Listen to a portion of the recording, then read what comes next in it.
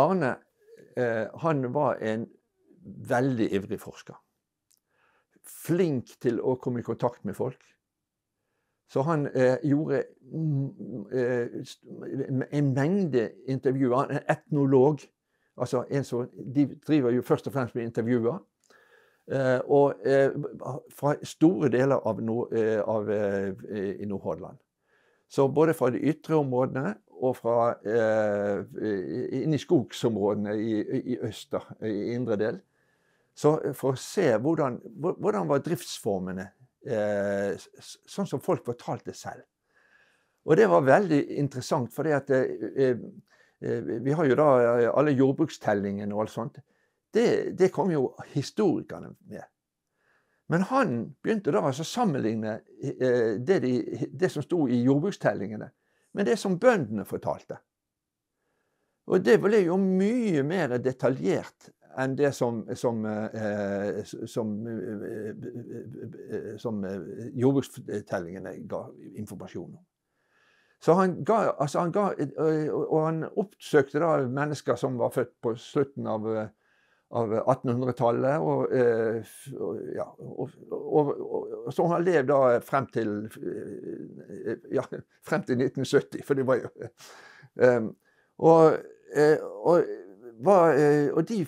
veldig mange av de var veldig flinke å fortelle. De hadde i grunnen litt liten tro på seg selv mange ganger.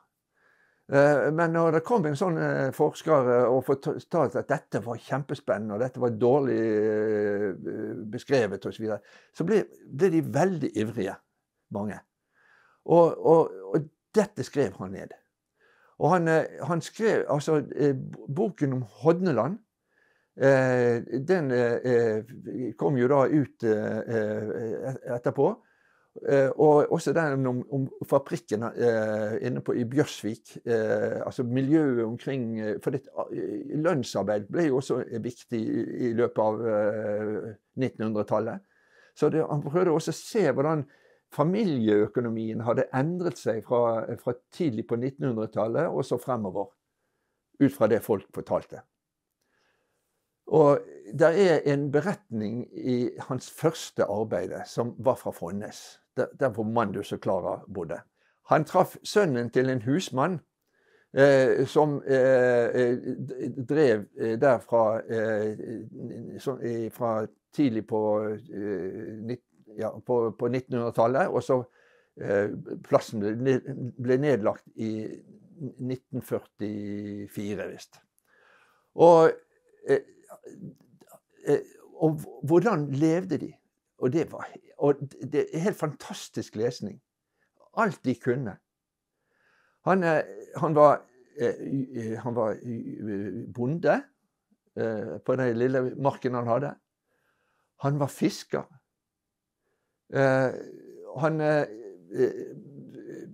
Og ikke bare en type fiskeri. Det var sild, og det var makrell, og det var alle slags fisk som finnes i området. Og han var skomaker. Så han laget sko til folk. Så han var et mangesysleri, for å si det sånn, av arbeidsoppgaver. Og konen hans, hun var akkurat på samme måten.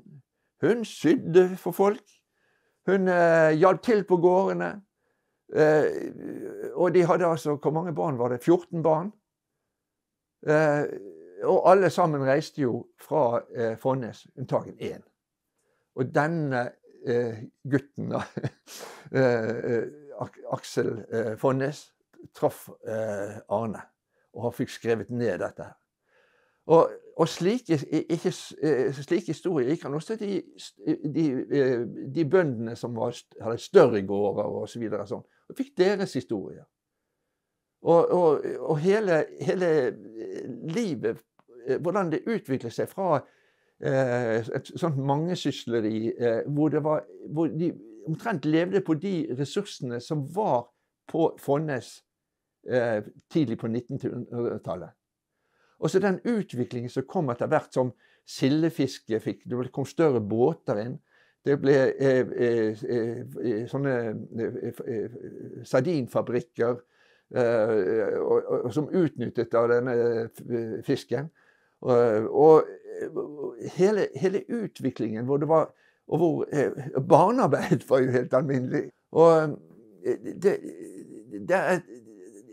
hans beretning om Fonnes, det er en beretning om livet på kysten. Både blant de mindre formuene, for å si det sånn, og de som til slutt ble skipsredere av det. Og denne boka, det var det første han skrev. Og så kom han til meg da, og sa det at jeg vil ikke få denne publisert med en gang. Han ville ha informasjon fra andre områder først. Og så var han så heldig da, at når prosjektet var slutt, så fikk han jobb hos Riksantikvaren. Fordi at alle... Og av forskjellige grunner så ble dette manuskriptet liggende. Jeg fikk da en kopi som var delvis håndskrevet, eller fotostatkopi, og delvis maskinskrevet. Og jeg leste dette, og jeg ble altså helt oppgitt over at det ikke kom ut, og veldig begeistret for innholdet.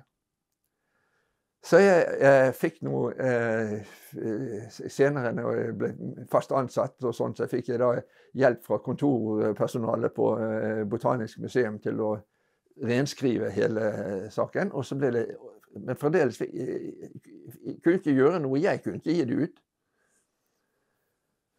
Og til slutt nå